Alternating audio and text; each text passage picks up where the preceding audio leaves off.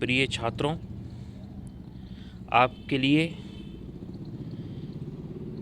मध्य प्रदेश माध्यमिक शिक्षा मंडल द्वारा प्रश्न बैंक निकाली गई है, जिसका हल मैं आपको अध्यायवार प्रदर्शित कर रहा हूँ।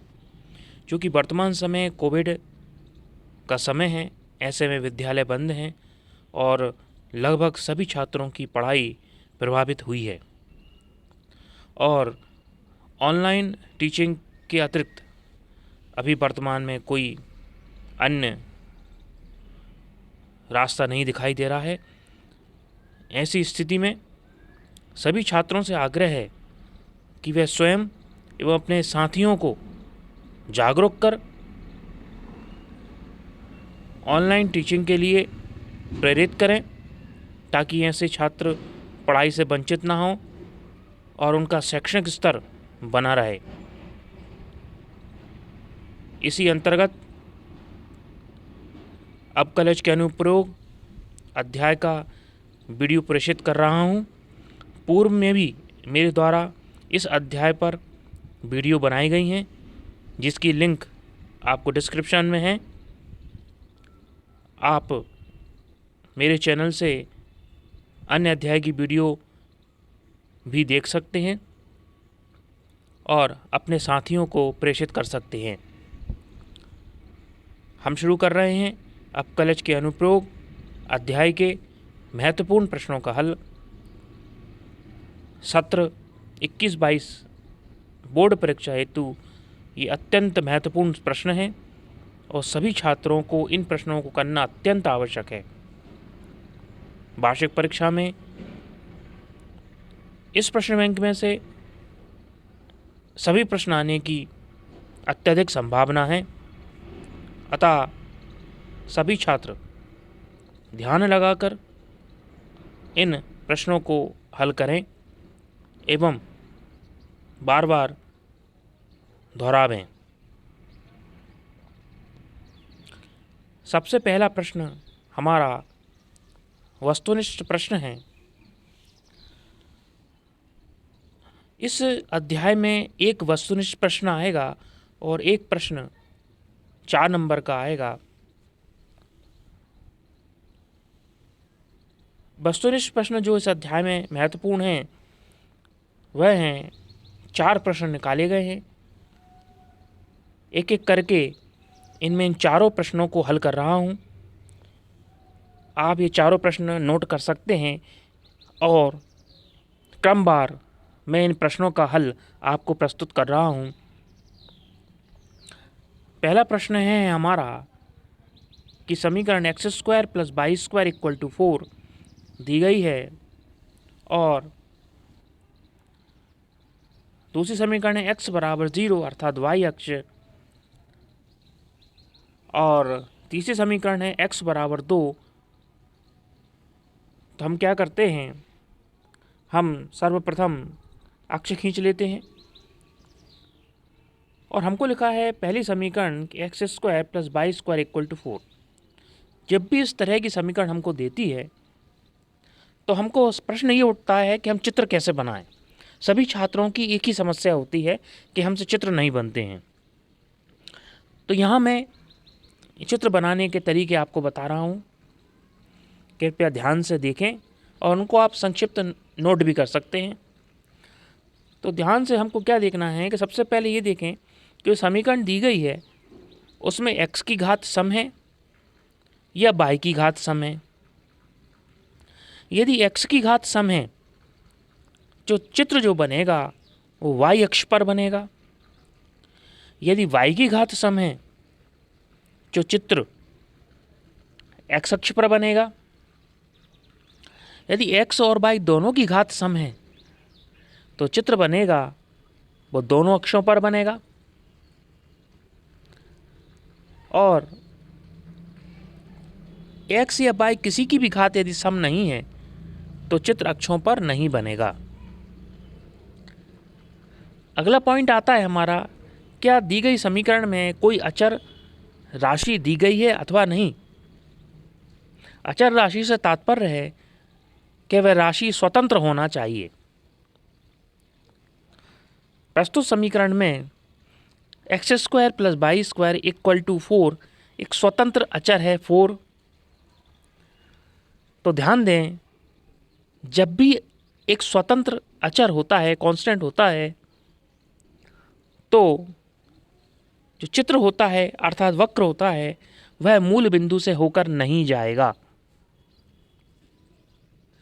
और यदि कोई अचर नहीं होगा स्वतंत्र, तो जो वक्र होगा वह मूल बिंदु से होकर गुजरेगा।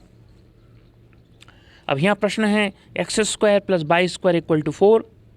एक्स की घात सम है, वाई की घात सम है, अर्थात चित्र दोनों अक्षों पर बनेगा।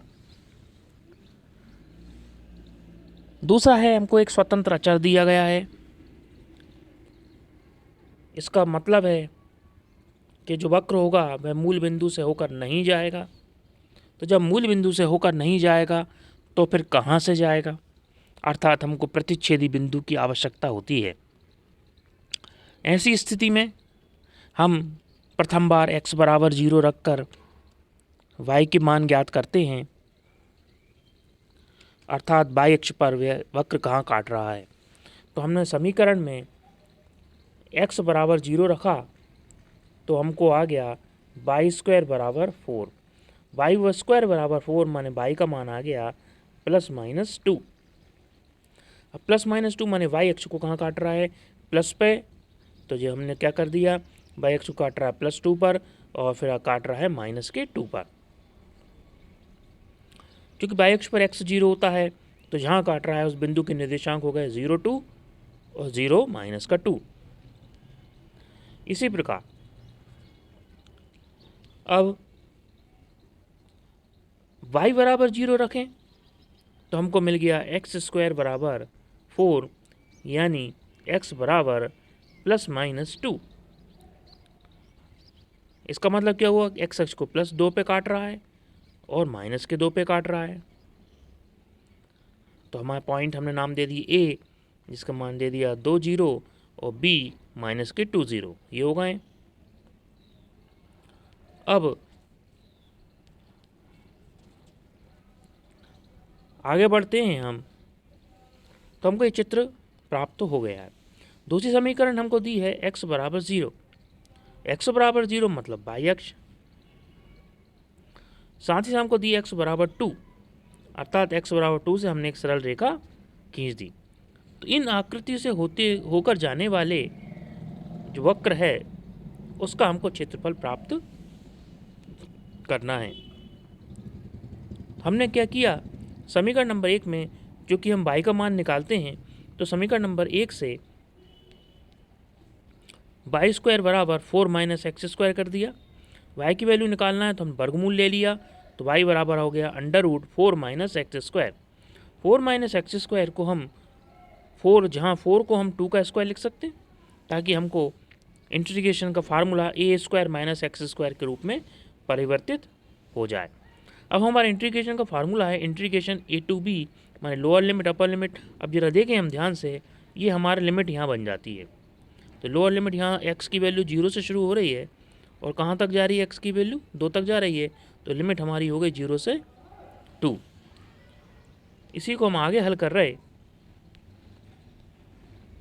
अब हमने सबसे पहले हम जानते हैं समाकलन का सूत्र से कि √a² - एक्स स्क्वायर का सूत्र हमारे पास क्या होता है, 1/2 x √a² - x square plus a² into sine inverse x upon a। यहाँ a² का मान है 4। हमने दिए गए सूत्र में मान रख दिया, तो अब मान आ गया x √4 - x square plus 4 sine inverse x upon a की वैल्यू है 2 और हम लिमिट का मान रख दिया 0 से 2। और जब अपन लिमिट रखते हैं तो सबसे पहले अपर लिमिट रखते हैं, फिर बीच में माइनस का साइन लगाते हैं और फिर लोअर लिमिट का मान रखते हैं। सबसे पहले अपर लिमिट, अर्थात हमने x के स्थान पर 2 रखा, तो x के स्थान पर 2 रखा तो 2 इंटू √4 - एक्स स्क्वायर माना 2 का स्क्वायर मतलब 4, तो 4 - 4 ये हो जाएगा 0, प्लस 4 साइन इनवर्स 2/2, 2/2 से 2 कैंसिल, 1 हो जाएगा, तो हो जाएगा 4 साइन इनवर्स 1। तो ये हमको 4 साइन इनवर्स 1 प्राप्त हो चुका है। अब बीच में हो गया माइनस का साइन। अब x बराबर रख हमने लोअर लिमिट माने 0। अब 0 की वैल्यू x में रखी तो ये भी 0 हो गया। और चूंकि साइन 4 साइन इनवर्स x/2 माने 0/2 मतलब 0, और साइन इनवर्स मतलब 0 डिग्री की वैल्यू हुई 0 होती है, माने इस पूरे का मान आ गया 0। तो हमारे पास कितना बचा 1/2, तो बाहर चल ही रहा है, केवल बचा 4 साइन इनवर्स 1। अब साइन इनवर्स 1 होता है केवल π/2 की वैल्यू, तो हमने 2 × π/2 लिखा। ये 2 से 2 कैंसिल हो गए, केवल हमारे पास बचा पाई। और इकाई चूँकि क्षेत्रफल ज्ञात कर रहे हैं, तो क्षेत्रफल की इकाई सदैव वर्ग इकाई होती है। अतः ये तो वस्तुनिष्ठ है, तो इसमें हम ये ढूंढ करके पाई कहाँ है आंसर टिक लगा सकते हैं। लेकिन इस प्रकार का यदि कोई प्रश्न हल करने आता है तो अंतिम में इकाई अर्थात यूनिट वर्ग इकाई लिखना अनिवार्य है। दूसरा वस्तुनिष्ठ प्रश्न हमारे पास है कि हमको समीकरण दी है y² = 4x, y अक्ष दिया है माने x बराबर 0, और तीसरी समीकरण दी है y बराबर 3। तो y² = 4x, जैसा कि मैंने बताया कि y की घात सम है, मतलब चित्र बनेगा x अक्ष पर। और देखिए अचर कोई स्वतंत्र रूप से नहीं दिया गया है, मतलब चित्र जाएगा मूल बिंदु से होकर, तो केवल मूल बिंदु को ही काटना है और कहीं नहीं काटना चाहिए। तो इस प्रकार की आकृति बन जाती है, और स्पष्ट भी है चित्र से कि परवलय है, तो इसलिए हमने परवलय की आकृति को ड्रा कर दिया है। अब हमको दिया है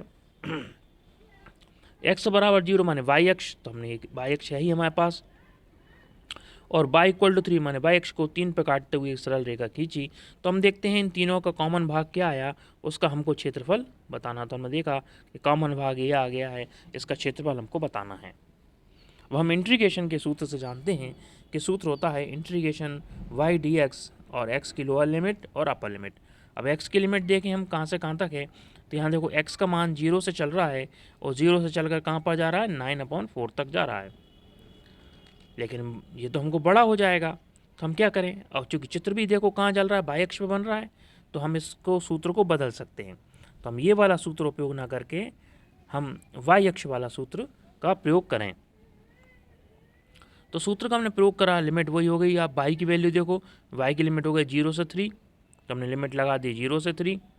x × dy, x की वैल्यू यहाँ से निकाल दें हम, x की वैल्यू हो गई y²/4, तो हमने y² रख दिया, और dy ऐसा कर दें ऐसा। अब y² का इंटीग्रेशन क्या हो गया, y³ और 4 × 3 हो गया 12, तो y³/12।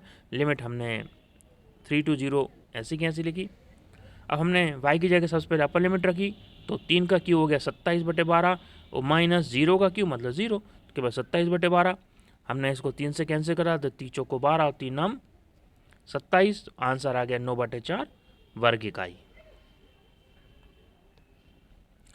अगला प्रश्न है कि y बराबर x³ हमको दी गई है। अब देखिए हम ध्यान से देखें, ना तो x की घात सम है, ना ही y की घात सम है, तो मतलब दोनों अक्षों से होकर नहीं जा रहा। अचर पद कोई दिया नहीं है, केवल मूल बिंदु से होकर जाएगा। आकृति स्पष्ट नहीं है, तो हमने जब भी इस तरह की आकृति होगी तो एक सर्पिलाकार आकृति होती हुई हम ड्रॉ करते हैं।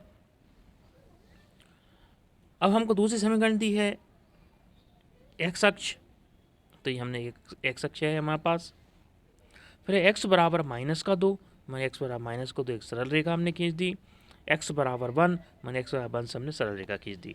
हमने देखा कि हमारे पास ये 4 समीकरण हैं, इन चारों समीकरणों का उभयनिष्ठ पॉइंट हमारे पास क्या आया है, तो हमने देख लिया उभयनिष्ठ पॉइंट हमारा ये बन रहा है और ये बन रहा है।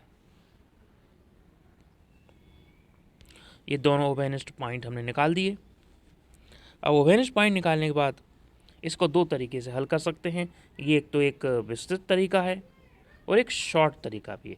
हमको देखो आप यहाँ से यहाँ तक के एरिया निकालना है, तो हम देखें x की वैल्यू कहाँ से कहाँ तक है। x की वैल्यू है -2 से और -2 से 1 तक, तो लिमिट हमारी आ गई -2 से 1।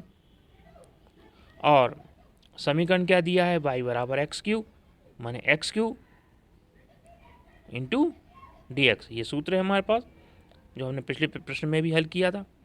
एक्स क्यू का इंटीग्रेशन हो गया x4/4, हमने लिमिट रखी अपर लिमिट 1, लोअर लिमिट रखी -2। तो हल करने पर हमको क्या हो गया 1/4 माइनस के 16/4, काट दिया अपन, 4 एकम 4, 4 चौको 16, तो क्या हो गया 1/4 माइनस के 4,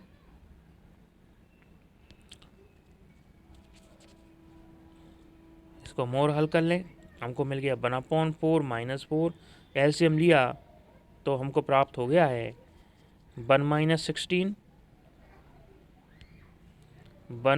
16/4।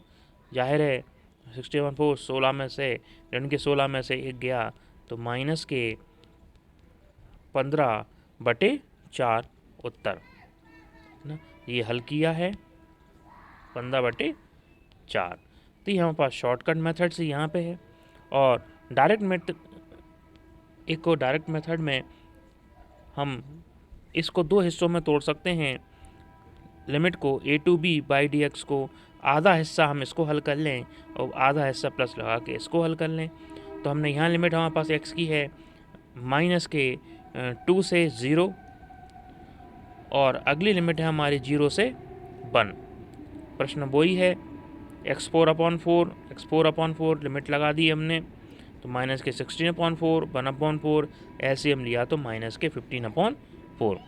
ये भी आप हल करके देखें और यदि आपको समझने में कोई दिक्कत है तो मुझे आप कमेंट्स करें, मैं इसको दोबारा समझा सकता हूँ। अगला हमारा वस्तुनिष्ठ है y = x into modulus of x या magnitude of x। Second equation हमको दी गई है x = -1, थर्ड इक्वेशन है x = 1। अब जो मैग्नीट्यूड ऑफ x है इसका तात्पर्य होता है प्लस माइनस x। तो एक बार हमने प्लस के x से लिया तो हमारे पास इक्वेशन आ गई y into x into plus का x, माने y = x²। और जब हमने माइनस x लिया तो दूसरी इक्वेशन आ गई y = माइनस का x²। y = x² x की घात सम है, माने चित्र जो बनेगा y अक्ष पर बनेगा। y = माइनस का x², चूँकि माइनस का डायरेक्शन है माने चित्र जो है माइनस के y अक्ष के डायरेक्शन में बनेगा, तो हम चित्र बना दिया। अब x = -1 हमने एक लाइन ड्रॉ कर दी और x = 1 हमने एक लाइन ड्रॉ कर दी। अब ये देखना है हमको कि हमको उभयनिष्ठ भाग क्या प्राप्त हुआ है। तो हम ध्यान से देखें तो उभयनिष्ठ भाग हमको प्राप्त हो रहा है ये। क्योंकि उभयनिष्ठ भाग प्राप्त हो रहा है तो दो भाग हैं तो हमने इसको क्या कर लिया, लिमिट हमारे पास लिमिट कहाँ से शुरू हो रही है, यहाँ से लेकर यहाँ तक x की वैल्यू तो हो गई यहाँ -1 है और यहाँ पर x की वैल्यू 1 है तो लिमिट हो गई -1 to 1। और चूँकि किसी भी एक भाग के निकाल लें और उसमें 2 का गुणा कर दें दोनों भाग आ जाएंगे हमारे पास, तो हमने क्या किया 2 का गुणा करके किसी एक भाग का निकाल लिया। अथवा एक इंटीग्रेशन का हमारे पास लिमिट का फार्मूला होता है कि जब लिमिट -a to a होती है तो 2 टाइम्स करके 0 to a लिमिट लिख दी जाती है।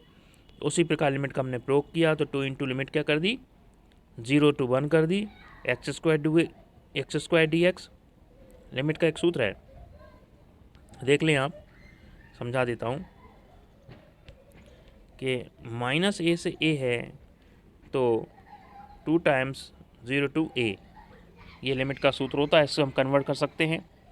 इसी सूत्र पर हमने ये सूत्र लगा के इसको कन्वर्ट कर दिया है 2 इंटू। अब x² का इंटीग्रेशन हो गया x³ 3, अपर लिमिट रखा तो x की वैल्यू 1 रखी 1/3 बचा, 0 रखी तो हो गया 0, तो हमारे पास आंसर आ गया 2/3।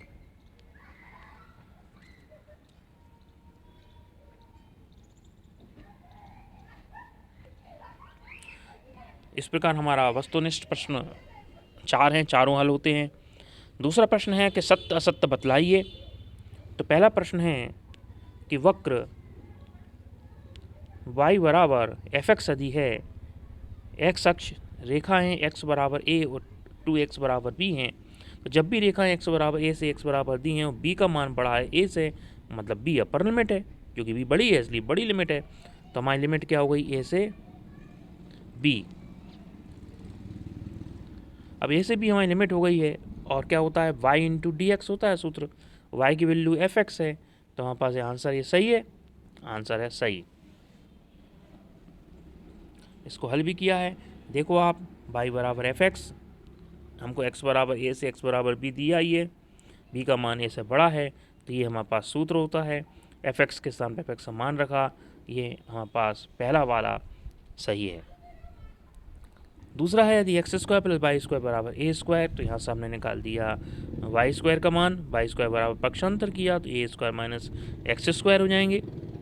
वाई की वैल्यू निकालते हैं, क्योंकि वाई बराबर इंटीग्रेशन क्या होता है वाई डी एक्स होता है, तो वाई की वैल्यू निकालने के लिए हमने अंडर रूट का चिन्ह लगा दिया। अब अंडर रूट ए स्क्वायर माइनस एक्स स्क्वायर का जो फार्मूला होता है, फार्मूला रखा और इसमें हम लिमिट का मान रखा, अपर लिमिट ए है, लोअर लिमिट 0 है, तो सब बात के सब 0 हो ही जाएंगे, केवल अपर लिमिट में x बराबर ए रख के देखें तो हमको क्या मिल गया, ए स्क्वायर साइन इनवर्स 1 मिल गया है।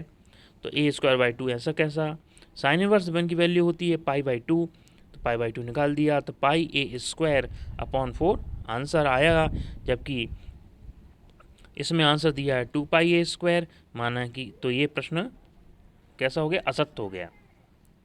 ठीक है,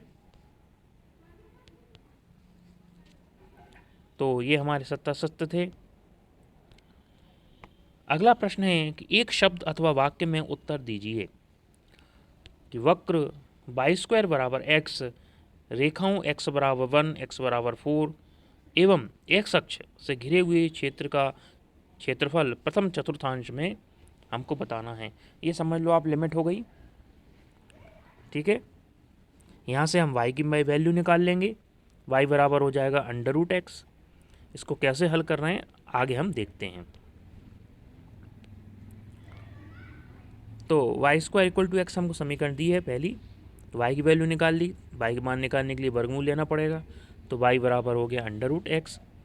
अब हमको दिया है x की वैल्यू x इक्वल टू 1, तो सबसे पहले हम देखें वाई स्क्वायर बराबर x, चित्र तो खींचना ही है,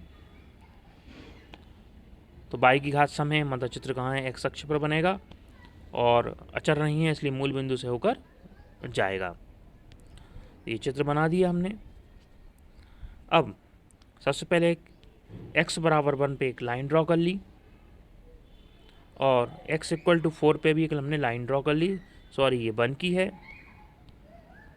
ये x इक्वल टू 1 की लाइन है और ये x इक्वल टू 4 की लाइन है, हमने निकाल दिया। तो इस पॉइंट के निर्देशांक क्या हो गए, इस पॉइंट के निर्देशांक हो गए 1 0 और इस पॉइंट के निर्देशांक हो गए 4 0। मान लिमिट हमसे कहाँ से हो गई, 1 to 4 मिल गई लिमिट। सूत्र क्या होता है, इंटीग्रेशन a to b माने 1 to 4 y dx, y की वैल्यू हो गई x की पावर 1/2, तो x की पावर 1/2 इंटू डी एक्स।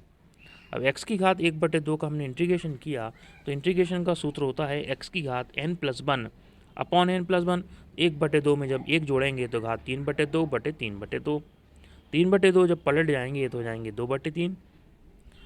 हमने लिमिट का मान रखा है 4 और 1, अपर लिमिट रखी तो 2/3 कांस्टेंट थे बाहर कर दिए, 4 की पावर 3/2 माइनस 1 की पावर 3/2, 4 की पावर 2 माने 4 को हम क्या लिख सकते हैं 2 की पावर 2, यहाँ का हम क्या लिख सकते हैं 4 को, देखें आप ध्यान से,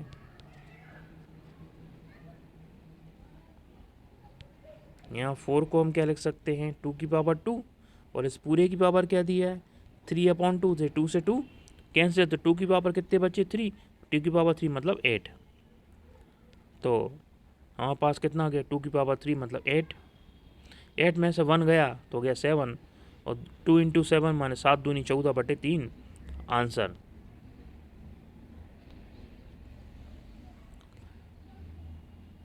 इसी प्रकार अगला प्रश्न है हमारे पास कि एक्स स्क्वायर बराबर 4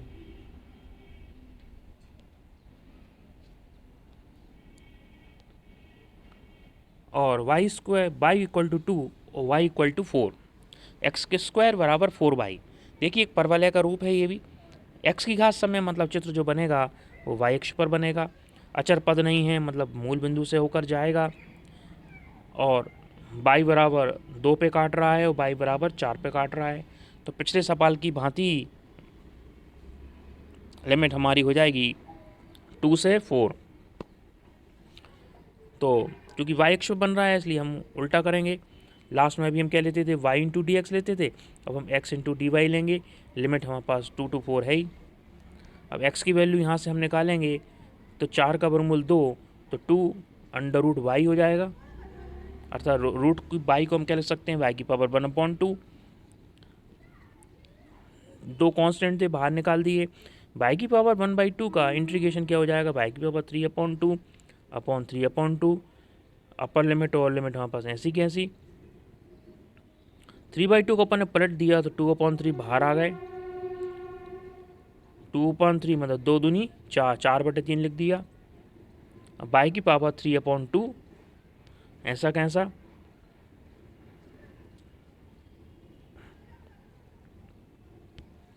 हम यहाँ आ चुके हैं। अब सबसे पहले हमने अपर लिमिट रखी, मतलब y की जगह हम एक बार 4 रखेंगे, फिर माइनस, फिर y की जगह 2 रखेंगे। तो हमने देखो y के स्थान पर 4 रखा, माइनस y के स्थान पर 2 रखा। इसको हल किया तो हमारे पास बचा 2 की पावर 3 माइनस 8 की पावर 1/2, क्योंकि 2 का क्यू होता है 8 और फिर पावर 1/2 तो 8 की पावर 1/2। अब 2 की पावर क्यू मतलब 8 होते हैं, 4 का अंदर गुणा कर दिया, 4 का अंदर गुणा करा तो क्या हो गया, 4 8 है 32, और 4 का अंदर फिर गुणा करा तो हमारे पास आ गया 8√2। यही हमारा आंसर है।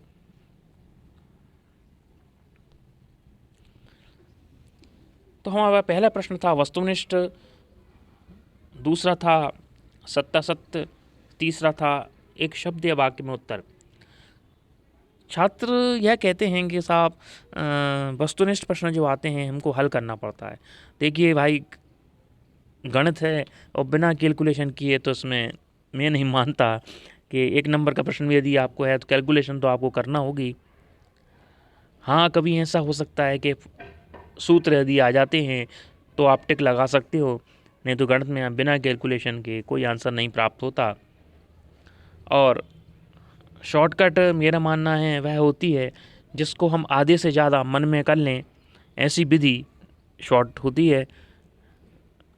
और समझाने के लिए तो विस्तृत बताना पड़ता है, तभी आपको समझ में आता है। यदि मैं शॉर्ट कर दूंगा तो आपको प्रश्न समझ में नहीं आएंगे, इसलिए प्रैक्टिस करते रहें तो आपको दिक्कत नहीं जाएगी।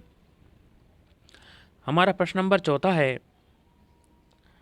कि वक्र y² = 4x एवं रेखा x = 3 से घिरे हुए क्षेत्र का क्षेत्रफल बताइए। तो देखो y की घात सम है, मतलब चित्र जो है x अक्ष से होकर जा रहा है, अचर नहीं है इसलिए मूल बिंदु से होकर जाएगा। अगली समीकरण है रेखा x = 3, तो x = 3 हमने रेखा खींच दी। अब x की वैल्यू देखो आप 0 से लेकर चल रही है 3 तक, तो लिमिट हो गई हमारी 0 to 3। अब देखिए जो हमारे पास चित्र बन रहा है पूरे क्षेत्र का बन रहा है, तो हम क्या करें, केवल आधे का ले लें और 2 का गुणा कर दें तो पूरे का जाएगा। तो हमने क्या किया, 2 × इंटीग्रेशन 0 to 3, और y की वैल्यू यहाँ से क्या निकली 2√x, तो हमने 2√x मान रख दिया, ये y की वैल्यू जब हमने मान रख दिया। अब x की पावर 1/2 का इंटीग्रेशन करा, 2 तो हम बाहर निकाल लें तो 2 बाहर निकल के आ गए 4, और x की पावर 1/2 का इंटीग्रेशन x की पावर 3/2 अपॉन 3/2 पलट दिए तो 2/3 हो गए। गुणा किया